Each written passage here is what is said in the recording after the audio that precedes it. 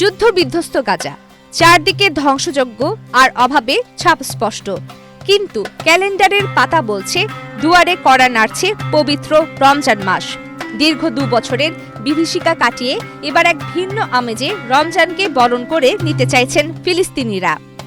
খান ইউনিসের এক আশ্রয় শিবিরে দেখা মেলে 48 বছর বয়সী মোহান্নাদ আল নাজারের।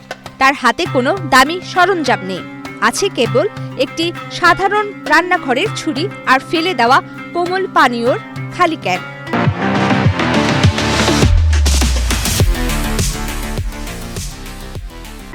ডাস্টবিনে ফেলে দেওয়ার কথা যে ক্যানগুলো, সেগুলোকেই নিপুণ হাতে কাটছেন তিনি। তৈরি করছেন রঙিন সব লণ্ঠন। তিনি বলেন, যুদ্ধের আগে আমাদের জীবন ছিল উৎসবে ভরা। আমরা ঘর সাজাতাম, রঙিন লণ্ঠন কিনতাম, কিন্তু এখন যুদ্ধ আর অবরোধে সব শেষ। বাজারে ডেকোরেশনের জিনিস নেই, তাই আমি এই কোলার ক্যানগুলো দিয়ে বাচ্চাদের জন্য লণ্ঠন বানাচ্ছি। আমি চাই এই কষ্টের মাঝেও আমাদের সন্তানরা একটু হাসুক। মোহান্নাদের এই লণ্ঠনগুলো এখন তাঁবুগুলোর মাঝে সুতোয় ঝুলানো হয়েছে। স্থানীয়রা এখন নিজেরাই ক্যান সংগ্রহ করে তার কাছে নিয়ে আসছেন। মোহান্নাদও কোনো পারিশ্রমিক ছাড়াই সবার জন্য লণ্ঠন বানিয়ে দিচ্ছেন। অন্যদিকে দের আল বালা হতে দেখা যায় ফাতেমা আবু হাতাবকে। তিনি উল দিয়ে তৈরি করছেন চমৎকার সব রমজানের সাজসজ্জা।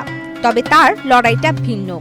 ইসরায়েলি নিষেধাজ্ঞার কারণে কাঠ বা স্টাইরোফোমের মতো প্রয়োজনীয় উপকরণ পাওয়া যাচ্ছে না।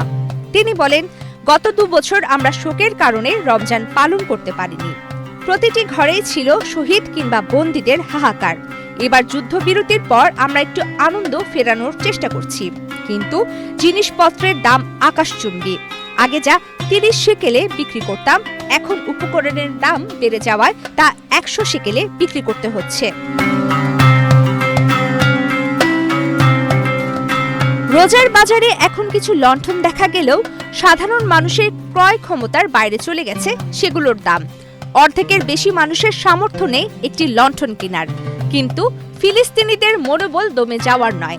শত অভাব আর স্বজন হারানোর ব্যথা বুকে নিয়েও গাজাবাসী বার্তা দিচ্ছে তারা হার মানতে জানে না। প্রমিতি কিবরিয়া ইসলাম, বাংলাদেশ প্রতিদিন।